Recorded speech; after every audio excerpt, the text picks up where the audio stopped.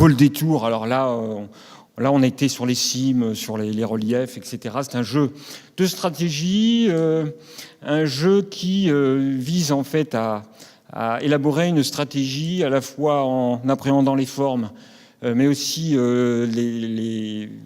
comment dire, en se projetant des parcours.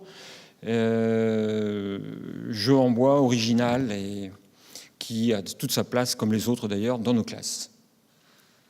Donc Vaut le détour, c'est un jeu de stratégie pour 2 joueurs. Chaque joueur a une couleur. Donc on a des pièces de construction en bois. Parmi les pièces de chaque joueur, on a une tour. Les tours ont une place définitive, donc sur une case noire. Et sur sa tour va être posé son seigneur. Ça, c'est le départ. Et on a des pièces de construction en réserve. Et le principe du jeu, donc, on a ces pièces-là qu'on va utiliser pour créer des chemins sur lesquels on va déplacer son seigneur. D'accord. On a ces pièces-là, ce sont des pièces biseautées qui sont appelées les escaliers. Les escaliers vont permettre au seigneur de descendre ou de monter. Ce que l'on ne va pas pouvoir faire sans. Il faudra forcément une pente pour changer de niveau. Et donc ça se joue à tour de rôle. On a le droit de jouer 2 pièces par tour et de faire un déplacement de son seigneur. Donc là, on va dire que je crée une situation de milieu de partie. On va imaginer qu'il y a eu des pièces de posées ici qui ont permis au seigneur marron de descendre. Et donc, on va pouvoir se déplacer sur les pièces de son adversaire. Et le but, ça va être d'emmener son seigneur sur la tour adverse. Voilà, le premier qui parvient remporte la partie. Les règles de déplacement du seigneur? Oui, voilà, donc j'allais y venir. Donc effectivement, il y a des règles de placement des pièces déjà, et ensuite de déplacement du seigneur. Alors, les pièces, on a 2 sortes de pièces. On va pouvoir donc jouer 2 pièces, je disais, mais on a donc les escaliers, donc les pièces biseautées, et les blocs. À son tour, on va pouvoir jouer en fait une pièce de chaque. Un escalier et un bloc au maximum. Alors, on n'est pas forcé de jouer les 2 pièces. Par contre, si on veut jouer 2 pièces, ça ne pourra pas être ni 2 blocs, ni 2 escaliers. C'est une de chaque. En plus des pièces, on va pouvoir déplacer son seigneur. Donc, toujours à son tour, on a droit aux 2 pièces, plus le déplacement du seigneur, qui peut être au maximum de 3 cases. Ça, c'est un déplacement d'une case. Oui. Et ça, ce sera également un déplacement d'une seule case de là à là, puisqu'on ne comptera pas les pentes. Alors, si au fur et à mesure des tours, on va pouvoir créer de grandes pentes comme ici, en mettant 2 escaliers côte à côte, les pièces, on va pouvoir les positionner verticalement ou horizontalement, et ça fera toujours un déplacement d'une seule case. Alors ici, il y a une seconde case, puisque sur les pièces posées à plat, on se réfère aux cases du plateau. D'accord. Donc voilà, partant d'ici, on peut faire 1, 2. On n'est pas obligé d'aller au bout de la pièce, on peut très bien s'arrêter ici ou ne pas se déplacer, ce n'est pas une obligation.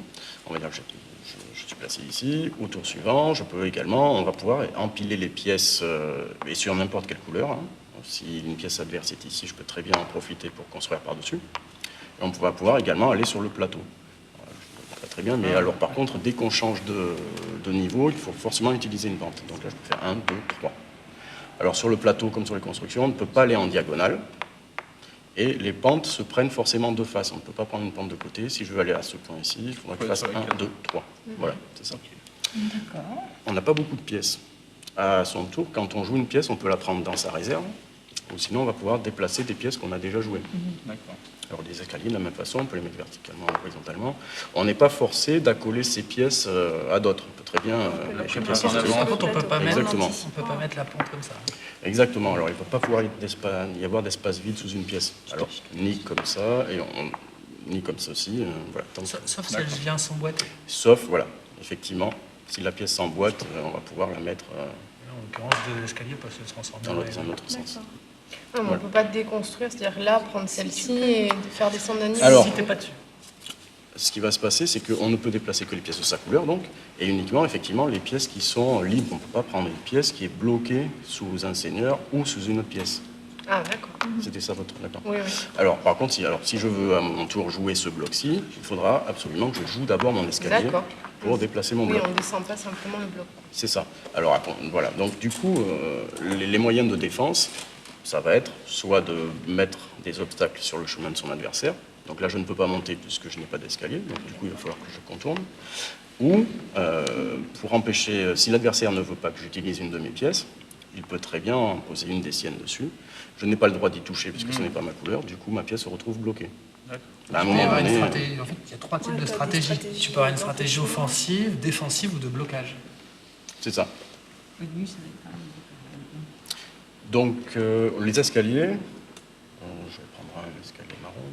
Donc, comme vous faisiez, au lieu de s'en servir pour descendre ou pour monter, on peut les emboîter également pour créer de nouvelles cases comme un bloc.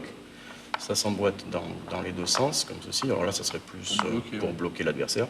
Et encore une fois, la pièce qui se trouve en dessous, pour celui qui a les blancs, n'est plus déplaçable. Ni comme ceci, ni comme ceci, verticalement. Voilà. Par contre, la marron l'est toujours. Et ensuite, pour terminer sur les déplacements, là, le seigneur descend et remonte. Une seule case, voilà, exactement, une seule case de déplacement. L'inverse est possible, comme ceci, par exemple. Hop. Une seule case de déplacement. Voilà. Et retourner une pièce, ça compte comme une pièce posée? C'est une action, en fait, à son tour. C'est 2 actions, quoi. Au niveau des pièces, 2 actions, plus l'action de déplacement du seigneur, qui peut être jusqu'à 3 cases. Donc, en fait, voilà, c'est 3 actions au maximum. Sachant qu'on n'est pas obligé de tout jouer, il faudra faire au minimum une action. Donc, ça peut être ne faire que voilà, un déplacement de pièces sans jouer le seigneur, ou au contraire, ne déplacer que le seigneur, s'il y a possibilité.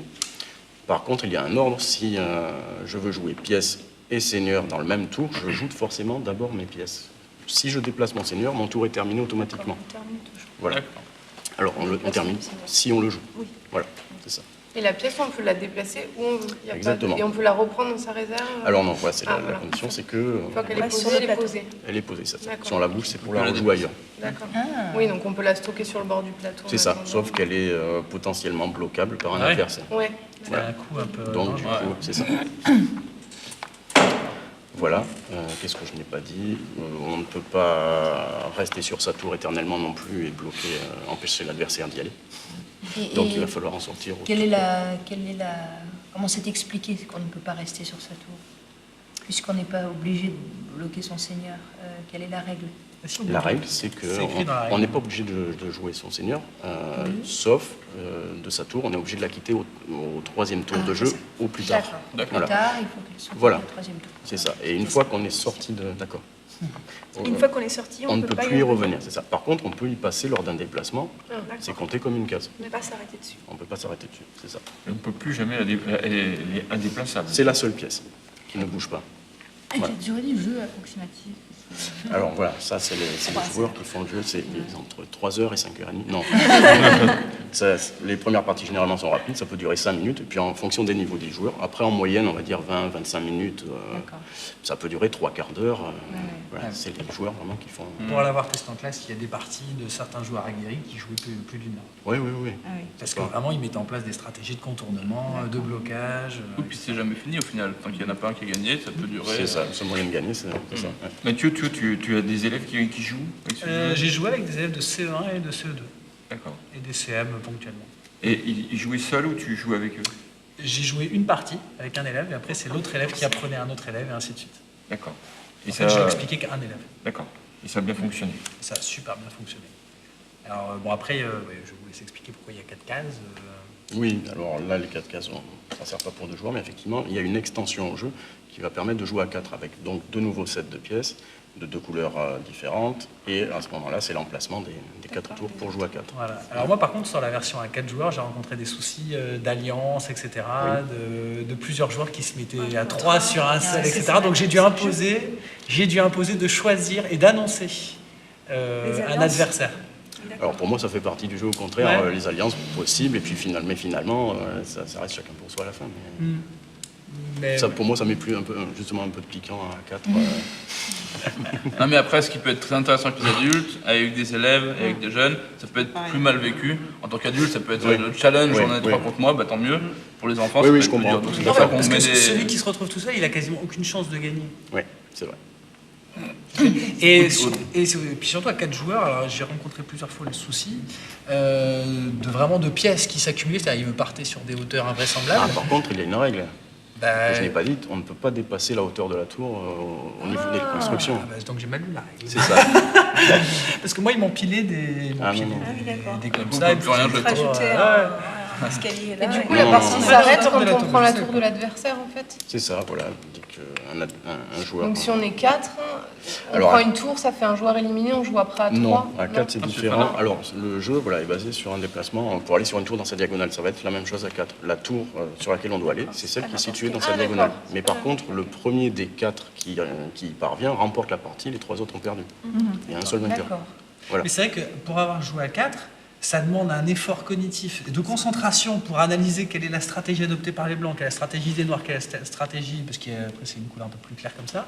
Et du coup, tu te mets à mouliner, à réfléchir à qui fait quoi et comment je vais me protéger moi au mieux et attaquer au mieux. Mais au final, même en coopérant, en s'alliant contre un joueur, il n'y a qu'un seul gagnant. Oui. Donc finalement, c'est une coopération. C'est ça, voilà, ouais.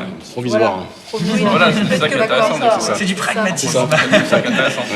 C'est à quel moment on coopère, à quel moment je fais ma petite vie tout seul.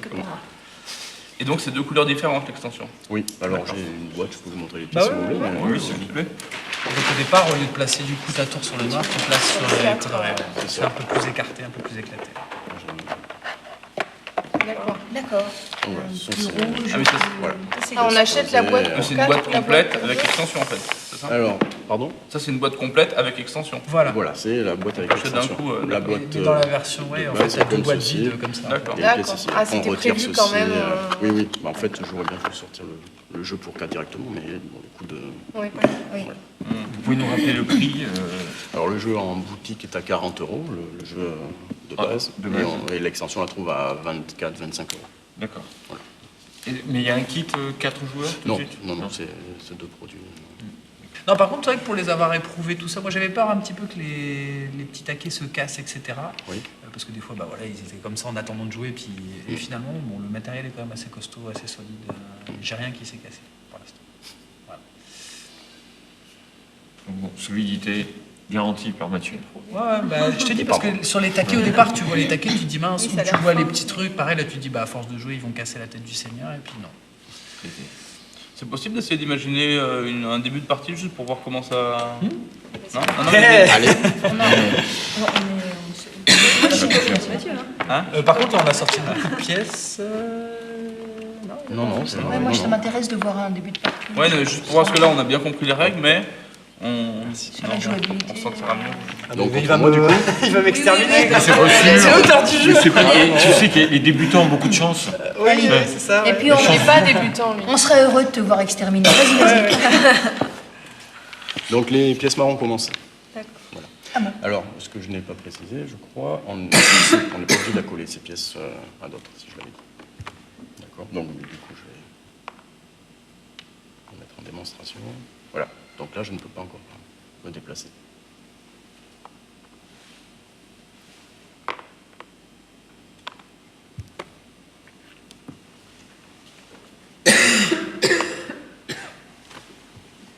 Un, deux, trois. Ok.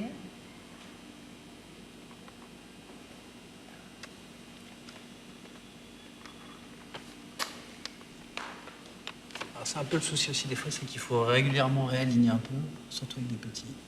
Voilà.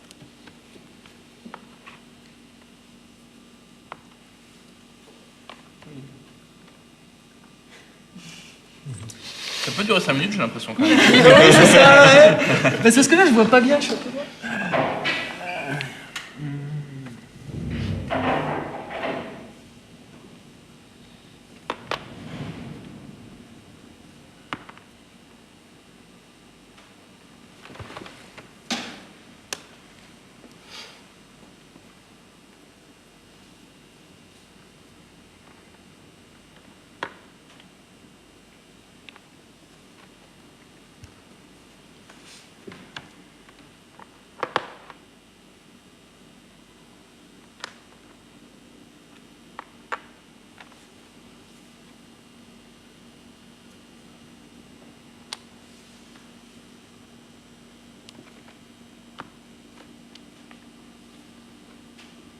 Il est très fort.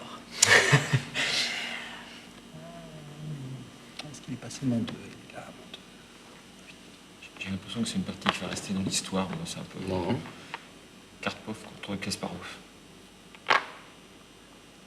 Il a gagné. Ouais. Comme quoi, j'avais quand même ce don, lui, de l'acuité. J'ai dit la chance du débutant. Mais non, mais parce qu'il a joué en me laissant gagner, c'est-à-dire que jamais il a défendu. Jamais.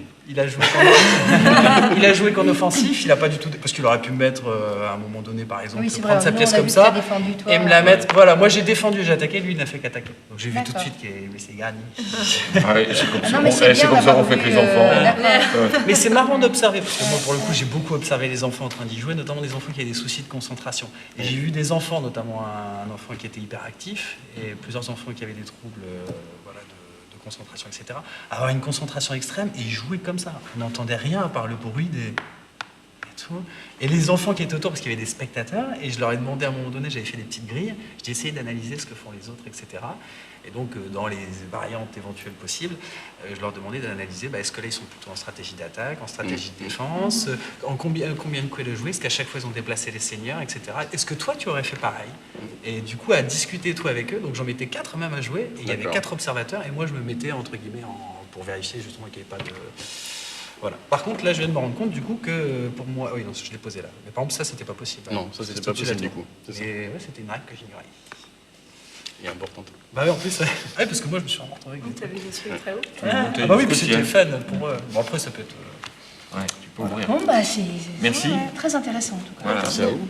Ah bah en termes de, Très beau jeu, en plus. de mémoire, enfin, d'analyse, de concentration, Stratégie. voilà, de stratégie. Et puis finalement, c'est comme un jeu d'échecs, mais qui se transforme en un labyrinthe. C'est entre un jeu d'échecs et un labyrinthe pour moi. Parce qu'après, effectivement, c'est se dire comment je vais pouvoir me sortir du truc. Faire un chemin pour moi que l'adversaire puisse pas trop. Bah c'est ça, c'est qu'après, à un moment donné, tu peux te retrouver dans une configuration. Alors, je crois qu'on peut pas le bloquer entièrement. Si, on peut Si, le voilà. entièrement. Mais tu peux te retrouver dans une situation comme ça, complètement abracadabrantesque, où il va falloir d'abord descendre Oui, pour voilà. pouvoir remonter, pour pouvoir modifier le truc. Voilà. Super. Ok. Bravo. Merci beaucoup. Merci beaucoup. Merci à vous. Merci. Et par contre, je vois qu'il a déjà le logo Flip, il avait été récompensé Oui. dans les jeux. Oui, donc l'année où j'avais sorti, donc j'ai eu le trophée Flip Jeune Éditeur. D'accord. Ah, parce que l'auteur est éditeur. Ok. Merci beaucoup.